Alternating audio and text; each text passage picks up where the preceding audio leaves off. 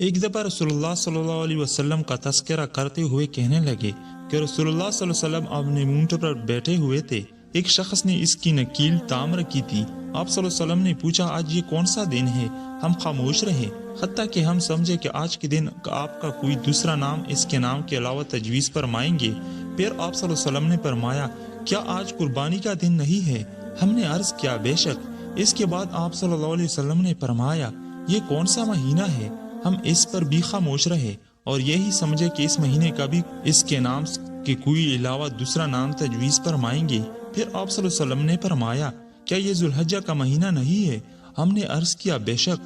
آپ صلی اللہ علیہ وسلم نے فرمایا تو یقیناً تمہاری جانیں اور تمہارے مال اور تمہارے آبرو تمہارے درمیان اسی طرح حرام ہے جس طرح آج کے دن کی حرامت تمہارے اس مہینے اس شہر میں ہے۔ پس جو شخص حاضر ہے اس سے چاہیے کہ غائب کو یہ بات پہنچا دے، کیونکہ ایسا ممکن ہے کہ جو شخص یہاں موجود ہے وہ اس شخص کو یہ خبر پہنچائے جو اس سے زیادہ حدیث کا یاد رکھنے والا ہو۔ صحیح بخاری حدیث نمبر 67۔ رسول اللہ صلی اللہ علیہ وسلم نے ہمیں نصیحت فرمانے کے لیے کچھ دن مقرر کر دیے تھے، اس ڈر سے کہ کہیں ہم قبیدہ خاطر نہ ہو جائے۔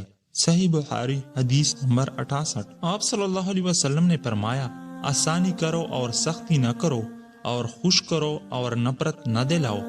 صحیح بخاری حدیث نمبر 69۔ عبداللہ ابن مسعود ہر جمعرات کے دن لوگوں کو واعظ سنایا کرتے تھے۔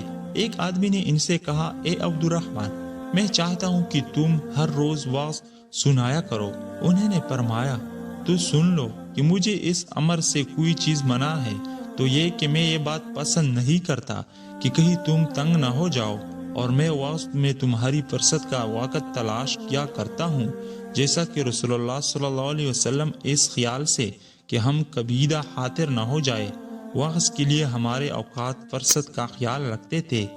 صحیح بخاری حدیث نمبر 70۔